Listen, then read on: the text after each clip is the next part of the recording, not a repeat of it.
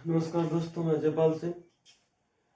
राजस्थान के forest department के अंदर वन विभाग के अंदर दो पदों के लिए भर्तियां निकली है, वन रक्षक और वनपाल। दोनों के लिए भर्तियां निकली है। मैं दोनों के बारे में आपको अलग अलग बताऊंगा। आज मैं आपको बता रहा हूँ वन रक्षक के बारे में। इसके लिए क्या क्या क्वालिफिकेशन है, कितनी आपकी पढ़ाई होनी चाहिए, कितनी आपकी उम्र होनी चाहिए, कितनी फीस वगैरह है, वो सारी चीजें मैं आपको भी बताऊंगा। तो ये तो पद का जो नाम है, ये पद है आपका वन रक्षक, फॉरेस्ट गार्ड। इसके लिए आपकी शैक्षिक योग्यता, पढ़ाई आपकी होनी चाहिए 10th पास। आप 10वीं कक्षा पास हो, 10th क्लास पास हो आप, तो आप इसके लिए एलिजिबल हो, आप ये एग्जाम दे सकते हैं।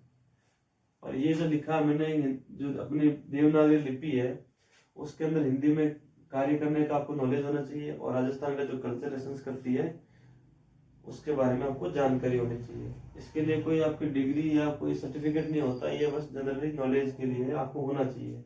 मैं नहीं, आपके लिए 10th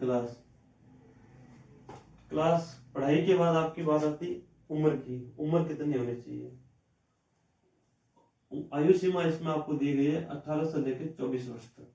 जो कोई भी 18 से लेकर 24 साल का है, 18 वर्ष से कम नहीं होना चाहिए और 24 वर्ष से ज्यादा नहीं होना चाहिए, वो इस एग्जाम के लिए पात्र है। लेकिन 2015-16 के बाद वन विभाग में कोई भर्ती नहीं हुई। 15-16 के बाद कोई भर्ती नहीं हुई, इसलिए 3 साल की सभी को छूट है।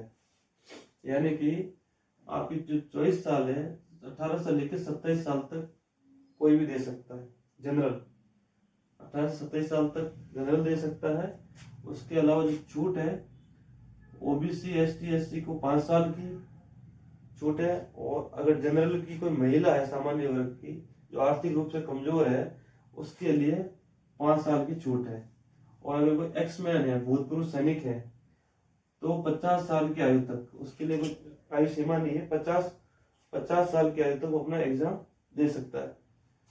उसमें ऐसा नहीं है कि इतने साल से लेके इतने साल तक, उसमें बस वो है उसकी उम्र 50 साल का हो, कभी भी एग्जाम दे सकता है। ये चीज हो गई आपकी आयु, पढ़ाई हो गई, उम्र हो गई। मैंने पदों की संख्या इसलिए बाद में बताइए कि आदमी पहले ये डिसाइड कर ले कि मैं इसके लिए एलिजिबल हूँ कि नहीं हूँ। पहले पद देख के खुश हो जाता है, बोला हाँ यार बहुत पद है मेरा।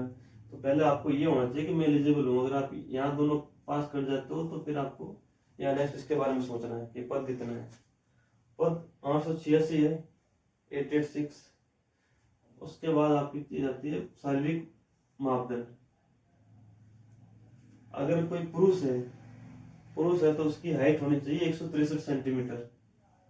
और अगर महिला है तो उसकी हाइट होनी चाहिए 150 सेंटीमीटर उसकी हाइट होनी चाहिए। अगर सीने की बात करें, 84 सेंटीमीटर होना चाहिए पुरुष का और 79 सेंटीमीटर होना चाहिए महिला का। और दोनों में ही 5-5 सेंटीमीटर का फुलाव होना चाहिए। इसके आगे हम जाते हैं शारीरिक दक्षता परीक्षा, फिजिकल इफिशिएंसी टेस्ट, पीईटी। पुरुष की अगर हम बात करें तो उसको 25 किलोमीटर 4 घंटे में चलना है। 4 घंटे के अंदर 25 किलोमीटर उसको चलना पड़ेगा। उसके साथ सिटअप्स 1 मिनट में 25। क्रिकेट बॉल उसको फेंकनी पड़ेगी 55 मीटर तक, थ्रो फेंकना है 55 मीटर तक। महिला के लिए वही है 16 किलोमीटर, जहाँ पुरुष को 25 है और महिला को 16 किलोमीटर 4 घंटे में करना है। टाइमिंग सेम है, किलोमीटर कम है। फिर खड़ी लंबी कूद है, इसमें 135 1.3 मीटर ये होना चाहिए, ये डिस्टेंस में करेंगे। और जो गोला फेंक है, जिस गोले का वजन 4 kg होगा, वो 4.5 मीटर 4.5 मीटर तक फेंकना पड़ेगा। ये फिजिकल इफिशिएंसी टेस्ट है। इसके बाद अगर आप इन सब बात आते हैं इंपोर्टेंट डेट्स, कब फॉर्म शुरू होगा, कब इसकी आखिरी डेट है, तो ये 8 दिसंबर से ये फॉर्म ऑनलाइन भरना पड़ेगा। सबसे पहले तो ये फॉर्म ऑनलाइन भरा जाएगा, ऑफलाइन फॉर्म नहीं है। आपको ऑनलाइन फॉर्म भरा जाएगा। कोई भी आप साइबर कैफे से आप ये ई मित्र से भरवा सकते हैं। और 8 तारीख को शुरू होगा, 8 दिसंबर 2020 से, और 7 जनवरी 2021 तक इसकी लास्ट डेट है। यानी कि 1 महीने का टाइम है आपके पास फॉर्म भरने के लिए।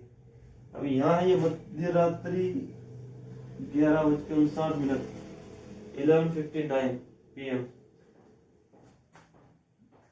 इसको इसलिए लिखा है कि 159 क्यों लिखा है, इसके पीछे लॉजिक ये है कि जैसे यहाँ पे 60 होता है तो डेट चेंज हो जाती है, तो डेट आपकी 7 से 8 जनवरी हो जाएगी, इसलिए ये लिखा जाता है। तो डेट के बारे में पता चल गया। उसके बाद फीस जनरल कैटेगरी की 450 रुपये, OBC 350, SC ST की 250 रुपये, ये इसकी फीस है। इसके बाद में नेक्स्ट वीडियो में आपको वनपाल के बारे में बताऊंगा कि उसका भी सेम पूरा इसी तरह से स्ट्रक्चर बनाया जाएगा, और वनपाल की भर्ती के बारे में भी सारी जानकारी आपको दी जाएगी। इस वीडियो को ज़्यादा से ज़्यादा शेयर करें, सब्सक्राइब करें, क्योंकि ये काफ़ी लोगों को जानकारी के अभाव में एलिजिबल होते हुए भी लोग अप्लाई नहीं कर पाते, उनको पता ही नहीं होता कौन सी भर्ती कहाँ निकली है। तो आप अपने नज़दीकी रिश्तेदारों, मित्रों, परिवार में सबको इस चीज़ को शेयर करें, ताकि किसी का काम आए और हो सकता है किसी को रोजगार मिले। धन्यवाद।